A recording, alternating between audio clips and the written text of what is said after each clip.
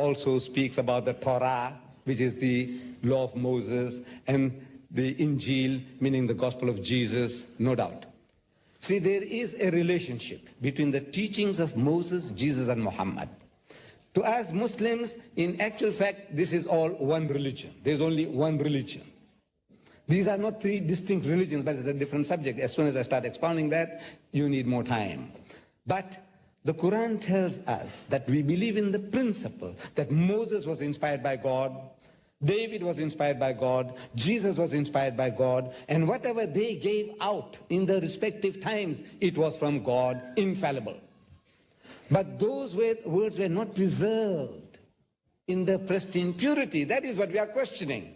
We're not questioning Moses, but what was written was not written by Moses. If he had signed his name, no problem. If Jesus had countersigned Matthew, Mark, Luke, and John, there would have been no problem.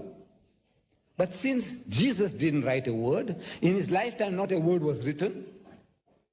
He didn't write it, nor did anybody write a word in his lifetime. These are all books, anonymous books. And the Christian scholars are telling us they have no ulterior motives. I might have, but not your scholars. What ulterior motive do they have to tell you that Matthew has used Mark's gospel freely? In the language of the school teacher, he was copying wholesale from Mark. And Mark was not even one of the 12 disciples of Jesus. Why should an eyewitness and a ear witness like Matthew go and copy somebody who wasn't there? It doesn't make sense.